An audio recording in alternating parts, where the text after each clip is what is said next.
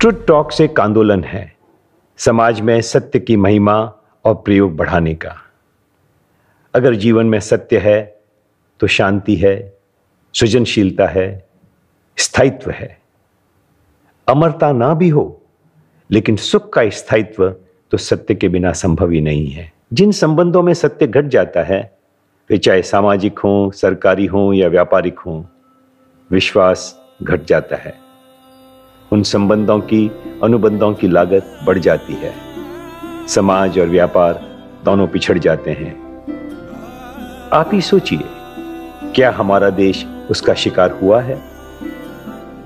और जो सत्यनिष्ठ होते हैं उन व्यक्ति और समाज में स्पष्टता, शांति, सृजनशीलता, सम्मान, ऊंचे दाम सभी संभव हो जाते हैं। वाकई सत्य, कॉमन सेंस इसीलिए है कि सत्य की पक्की नींव के बिना स्थायी सुख संभव ही नहीं है। ट्रुथ टॉक्स पर ऐसे लोग आपको प्रेरणा देने आते हैं जिन्होंने सत्य को अपनाया है, झूठ से उबरने के रास्ते ढूंढे हैं। आइए ट्रुथ टॉक्स से मिलते हैं। चाहे आप 25 वर्ष के हों या 75 के, जिनकी बातों में सबको समाधान मिलता है, वे हैं आदरणीय ब्रह्म कुमारी शिवानी जी। शिवानी जी, आपका स्वागत है। जिनके 1000 से ज्यादा वीडियो हैं, लाखों फॉलोअर हैं, उनकी अनूठी शैली में सुनिए किस तरह से हम सबसे बड़ा झूठ अपने आप से बोलते हैं और अपनी ऊर्जा खो देते हैं। उसमें से कैसे बाहर आएं, इसका व्यवहार तरीका बताना ही तो इनकी खास पहचान है। उनसे आज बातचीत करेंगी न्यूयॉर्क की एक युवा आयुर्वेदिक निष्णात, जिन्होंने अपने कार्य के संदर्भ में कई सेलिब्रिटीज को इंटरव्यू किया है। उनकी स्वयं की उपलब्धि को हजारों चाहने वाले हैं। निधि पंड्या, हम आपके आभारी हैं। ट्रुथ टॉक्स, आइए, जुड़िए, प्रेरित होइए और जुड़े रहिए।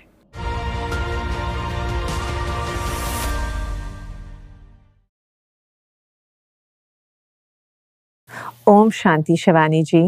It is such an honor to have you here to discuss one of the most important subjects of truth. Om Shanti Nidhi. It's lovely to connect with you across continents, but feels we are very close to each other because we share the same intention and the vibration to be together today to explore the truth. And I want to start by asking you, what really is truth?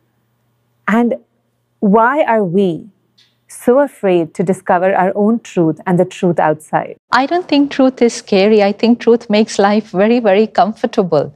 Now that I look back, I think it's very scary to live without knowing the truth.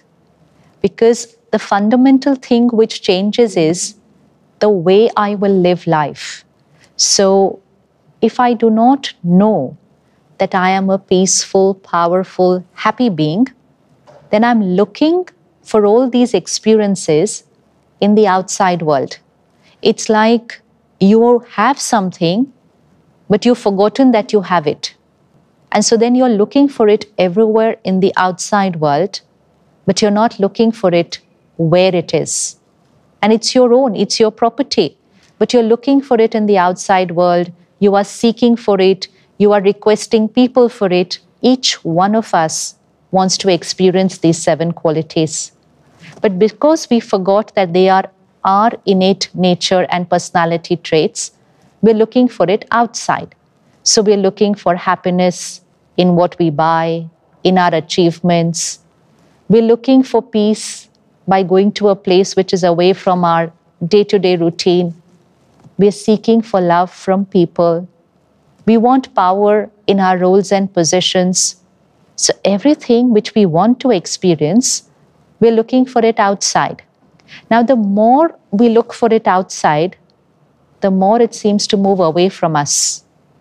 Look at our own lives today. We've achieved almost everything that we wanted. And yet, being with everyone, we're still creating hurt, still creating expectations, pain, and sometimes even resentment. So because we were looking for it from them, and when we understand that this is who I am, then the purpose of my life changes. That the purpose of my life is not to acquire happiness, peace, and love, but the purpose of my life is to use my nature of peace, love, and happiness in everything that I do, in everything I speak, in my way of working, and in my interactions, in my relationships. So, Shivani ji, what you're saying is that, truth is at a lot of levels. What we have outside in our behavior is a level of authenticity. What we speak with our words is honesty. But the real truth is the truth of ourselves. And what I'm understanding from what you're saying is when that truth of ourselves within us is not understood or is tainted, all the other interactions are affected by that disconnect that we have related to ourselves. So Shivani ji, with that, can you tell us a little bit about your experience with the truth, and when is it that you discovered that the real truth is the truth of ourselves, and that is the truth that we need to understand and experience? It was about, I think, 25 years back, yes, when I went to the Raj Yoga Meditation Center of the Brahma Kumaris. And the first thing that I learned when I went there, it was a very simple statement, something I had heard before, something that we've all heard, but it was something that I was not living, that I'm sure. You are not this body. You are not your name. You are not your role or position. You are an energy, which is a master of this body. And most important, an energy, a being whose original nature is peace. You are a peaceful being, a loveful being, a blissful being, a powerful being.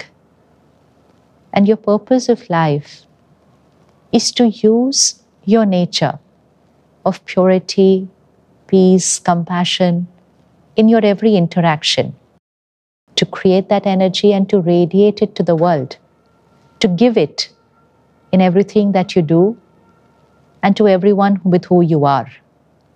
Now, this was completely opposite to what I've lived my life, or to what most of us lived our life, where we believed that peace, purity, power, and happiness is what we need to find. We thought we are seeking peace, we are wanting love, we want to achieve happiness. So it was a completely opposite, two contradictory statements. One was, I want happiness, and second was, I am a happy being. So, when the basic belief system, it's like an operating system. It's like the operating system of our computer. It was as if suddenly the operating system had changed.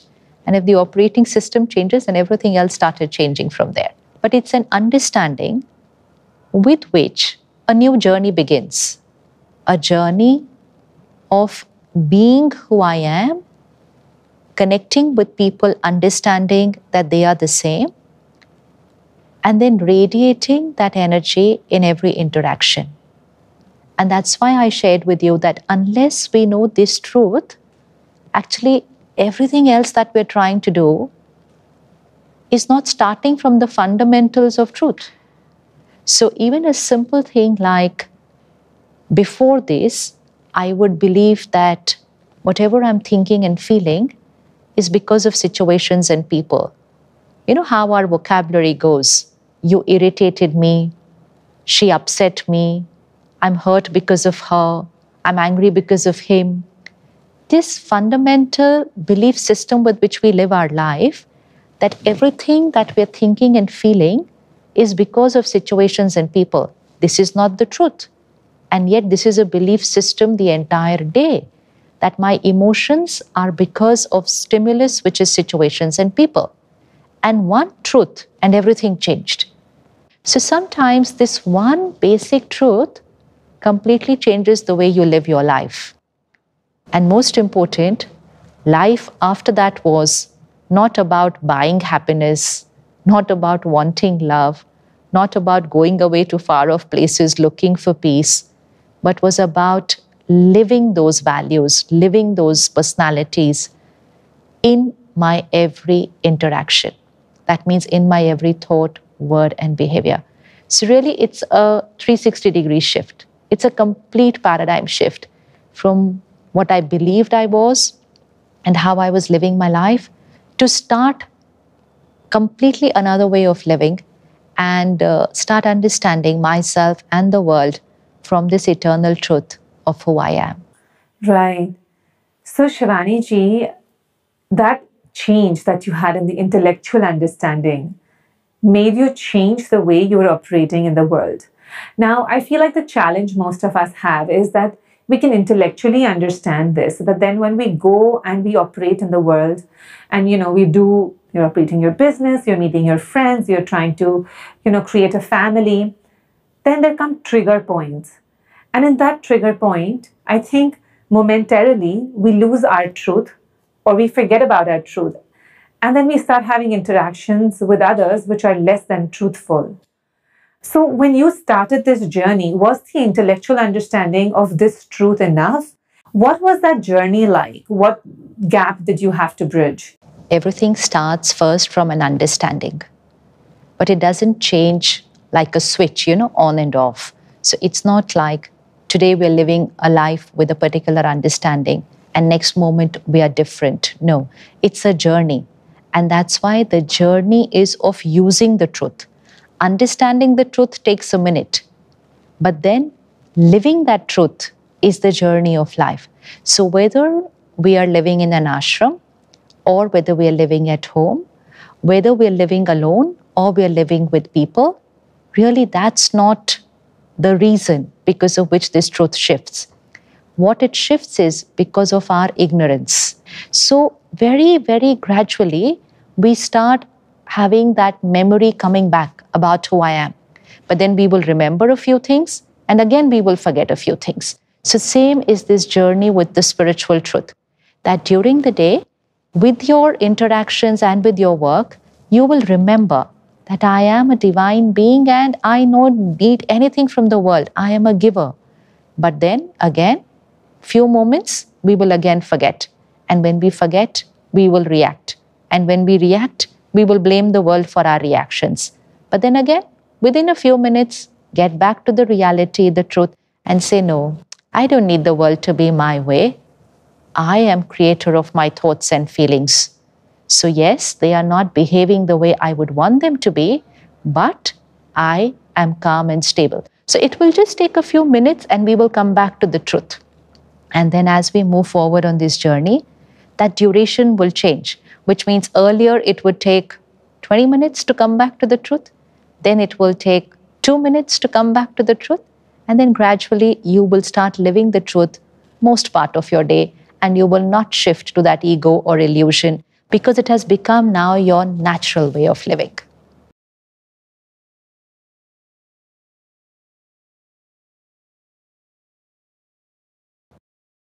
So, what you're saying, Sister Shivani, is that every time we interact with somebody else, and if we do it from a place of the understanding, of remembering who we are, the nature of that interaction is naturally going to be non reactive. Versus now we have forgotten who we are and we're interacting with the world outside. And then that interaction is reactive. That by self is a reminder to us that when we feel that reactivity, when we feel that intensity of emotions, that technically becomes a reminder to us that, hey, I'm forgetting the truth about myself. And that's why I'm having these less than optimum, less than authentic experiences in the world. So the constant practice of reminding myself is what is required to bring about that shift. Because if you are not truth within, then to be truth outside in the world, don't you think it's not possible? It's not possible, right? If within myself I am not in my truth, which means I'm not in the frame of who I am, then I will not be able to be truthful to the world because I will not even understand the other person's truth.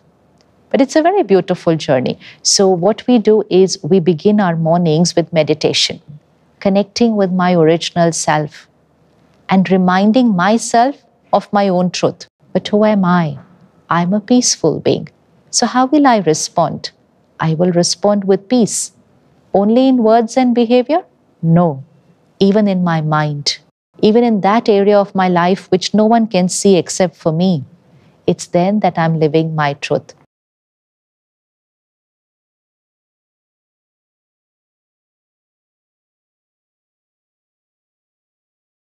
And most important, when we know this truth and when there's no fear of losing anything, then there is nothing to lie about. So you won't be dishonest. You know, the other truth that we are talking about, that why are we not honest in our interactions?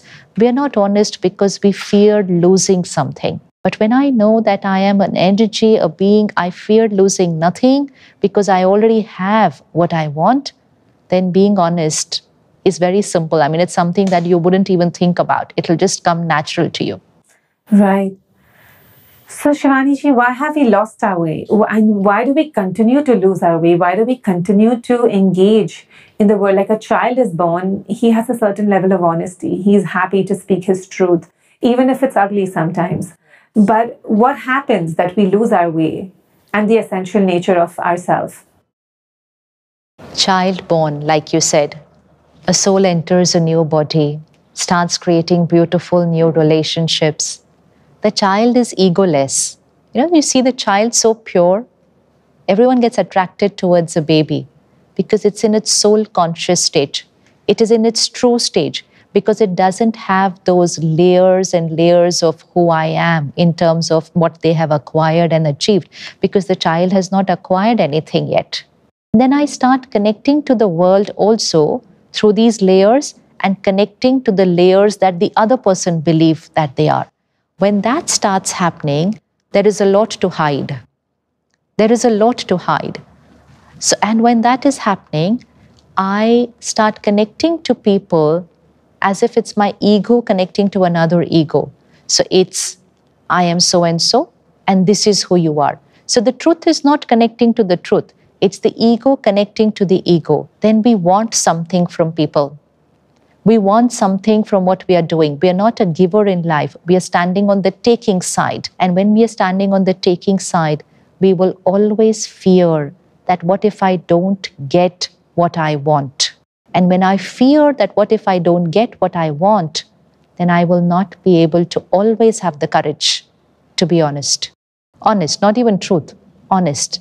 Because I do not want to lose your approval, your acceptance, the love that I'm getting from you. I don't want to lose that. And so I will sometimes hide things which I should have been able to share very honestly if I knew that I have nothing to lose. Right. So, to me, it's sounding like it's almost a natural process. We are born with, as children, completely merged, in the identity of another, our mother, and we don't understand who we are. How do I raise children to exist in the world with this remembrance of who we are? Because, Shivani ji, it almost sounds to me like we are born with knowing who we are, kind of, and then we lose our way, and the rest of the journey is about finding our way back.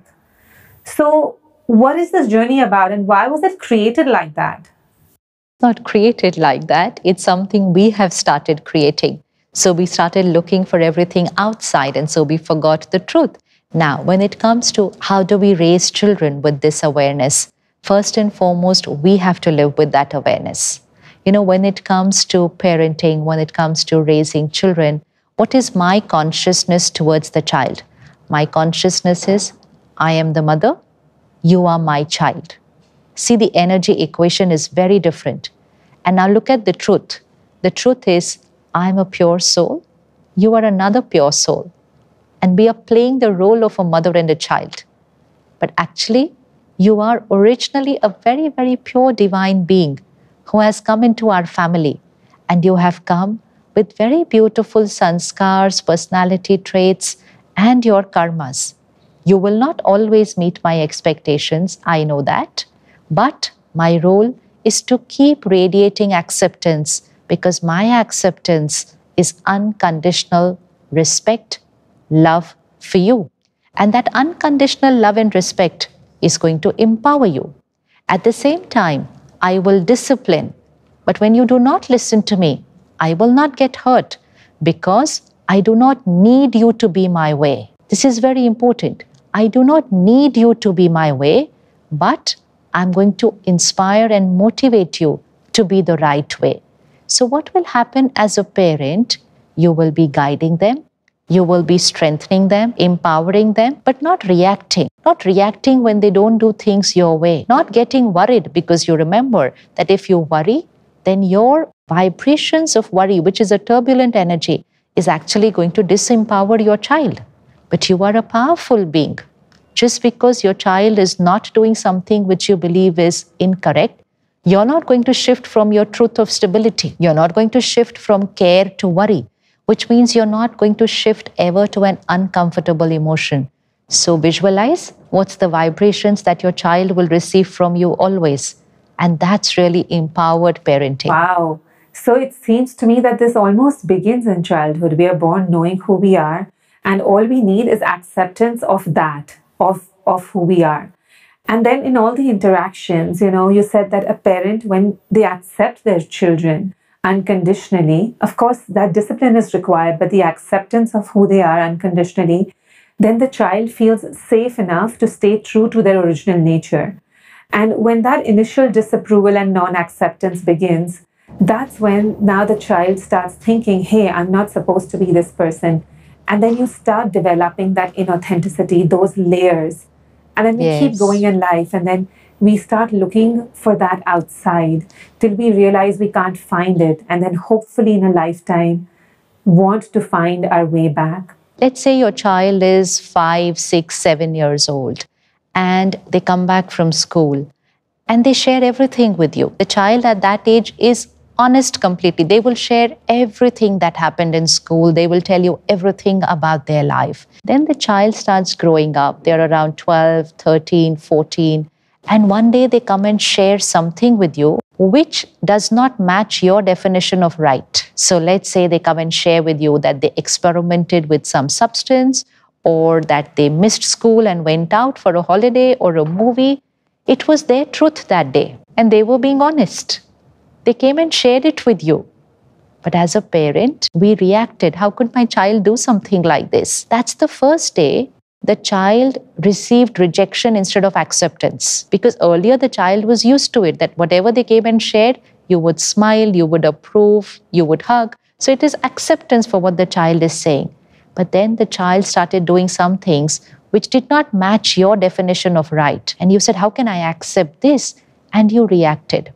Now this happened once. After a few days, it happened a second time. Then the child realized, I cannot tell everything about my life to my parent. Because when I say certain things to them, they react. They get upset. They get angry. They get worried. And that's when the child sometimes starts keeping things to themselves. And they're not sharing their truth. They're not being honest. They're not being authentic with the parent. And then the parent will blame the child. You're not being honest. You're not telling me what's going on in your life. But the child was ready to be honest. It's just that when they were honest, we reacted. And when we reacted, they experienced rejection. Once, twice, thrice, they stopped talking about it. And like you said, but they started talking to someone else about it, because everyone wants acceptance. Then they got that acceptance from friends.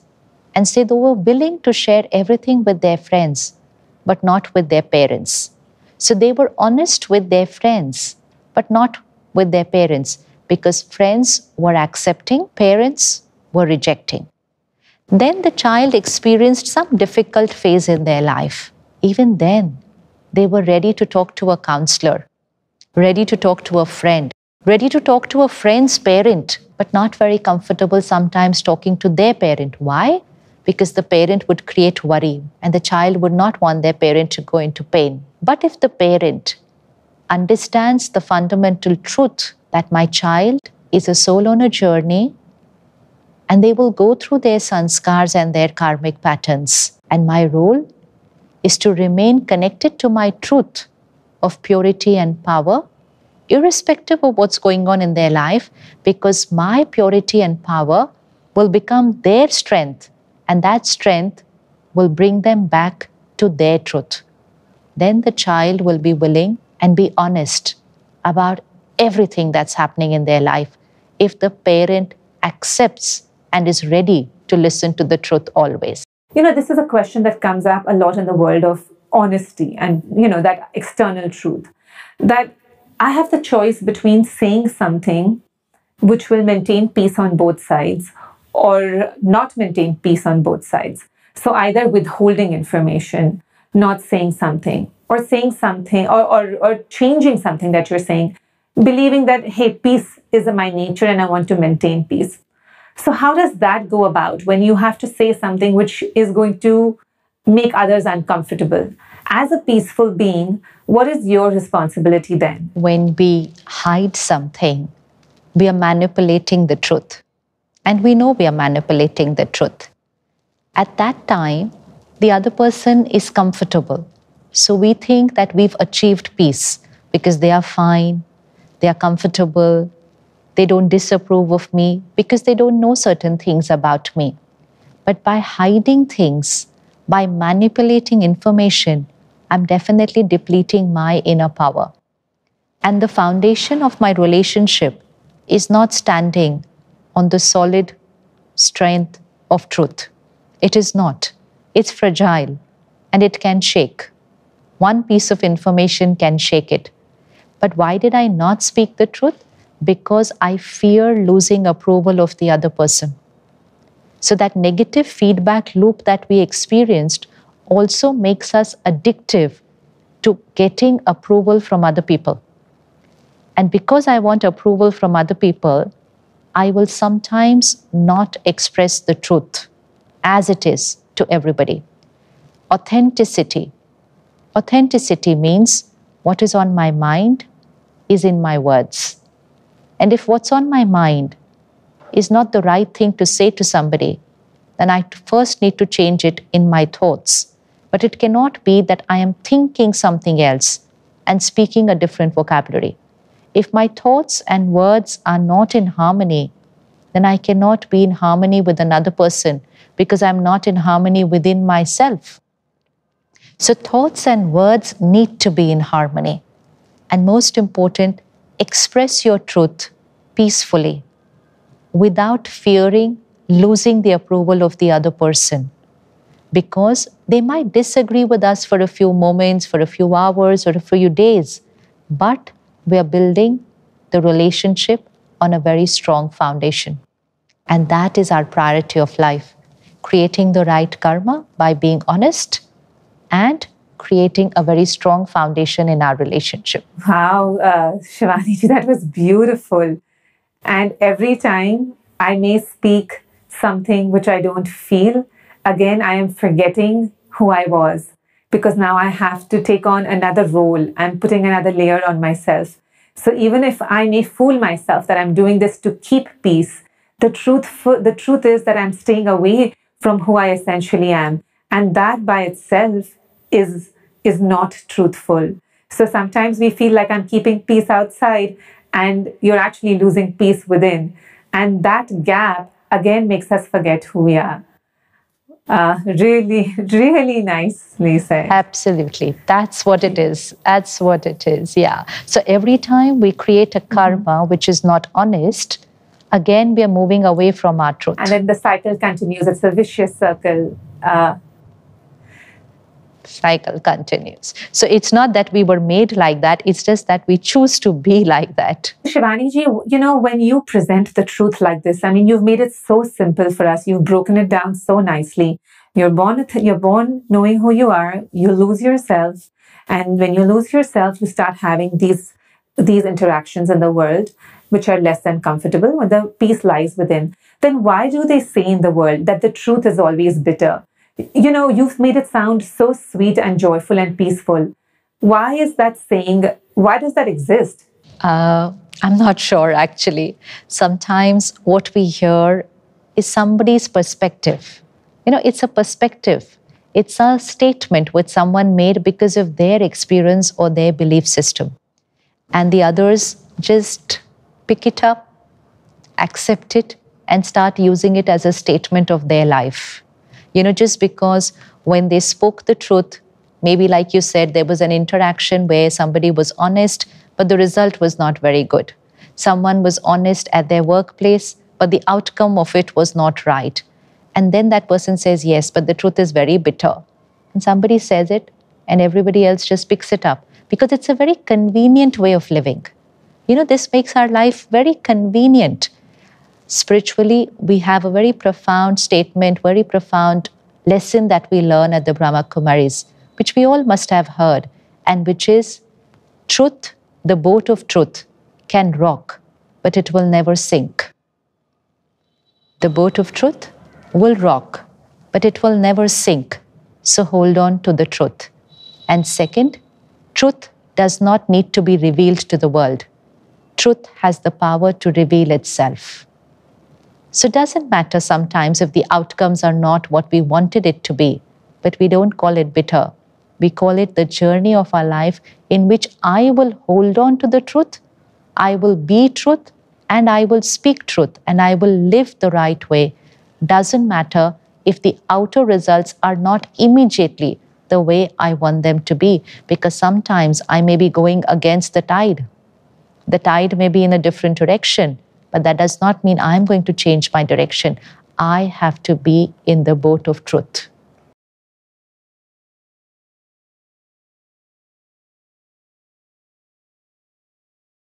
Right. It almost seems to me that when somebody says that the truth is bitter, that is ego interacting with ego. That the ego, which has so many layers, is not ready to see the reality. But it almost... So, Shivani ji, that being said, when you said that sometimes we expect a certain worldly outcome and it does not happen, I've been truthful, let's say, but the outcome is not that. So it's a short-term loss versus, and keeping in mind the long-term gain. Because the result of this is that I'm still keeping the identity, or let's say the loss of this fake identity that I've created. I'm always, the goal in every interaction is to still keep remembering who you are, because the loss of that is what leads to lack of peace. Am I getting this right? Absolutely, absolutely perfect. Every word is perfect. And now you see how much time did it take to connect to the truth? Nothing. It doesn't take a lifetime. It doesn't take many years. It's so simple. And you know why it's so easy to understand?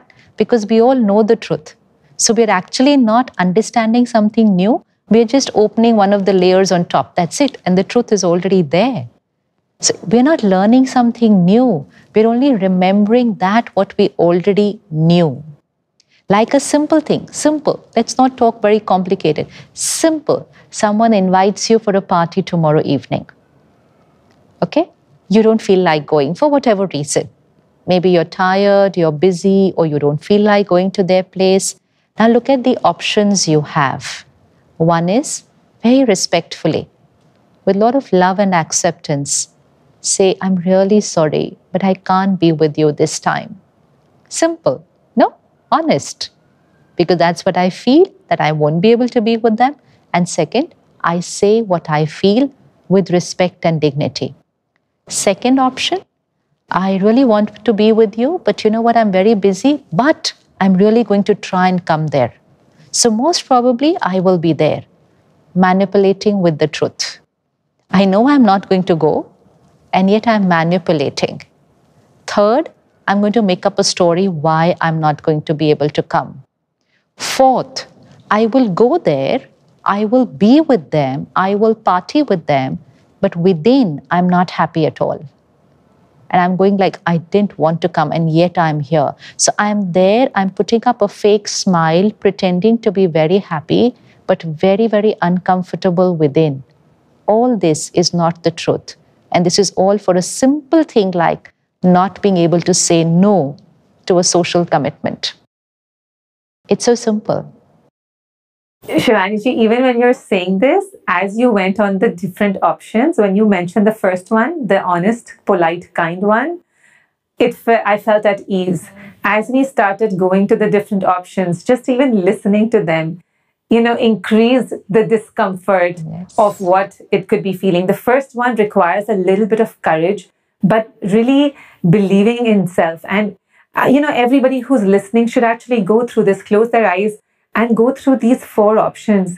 You made it so clear, Shivani ji. When we came to this conversation, I had so many questions, and now I feel like you've answered them, pretty much all of them for all of us.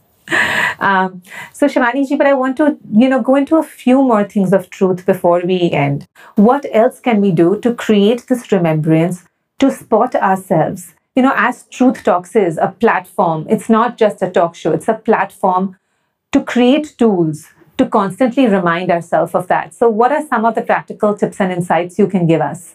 To begin your morning with the first thought reminding yourself of who you are.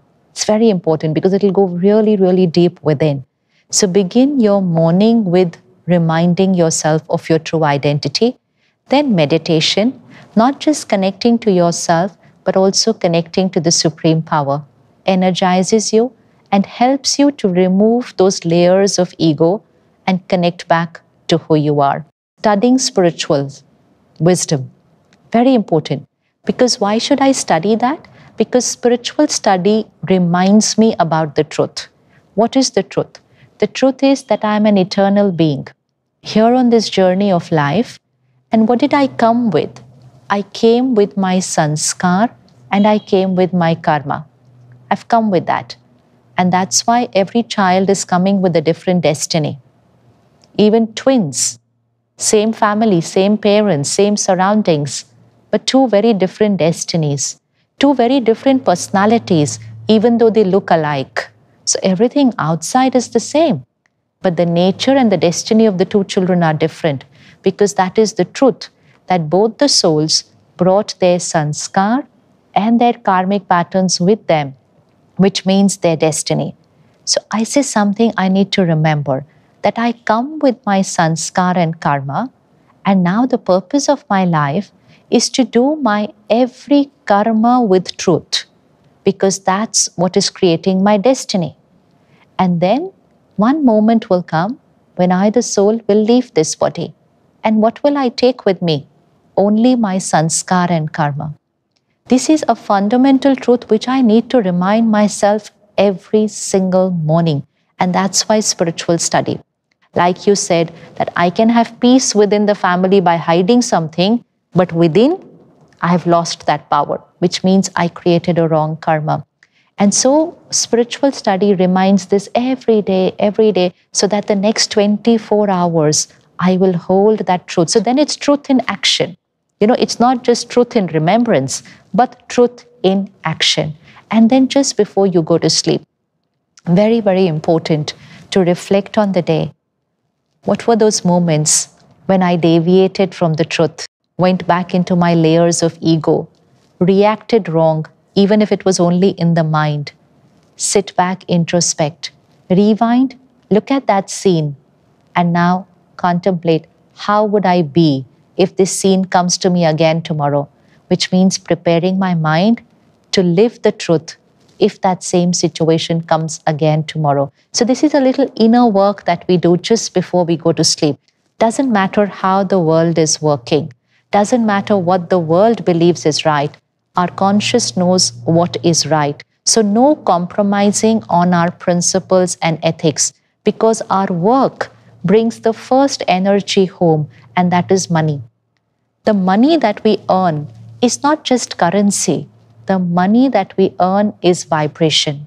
If the money I earn is not coming with complete integrity, honesty, and truth, then that money that I'm earning is coming with some energy of manipulation, some energy of untruth, some energy of discontentment or pain of people.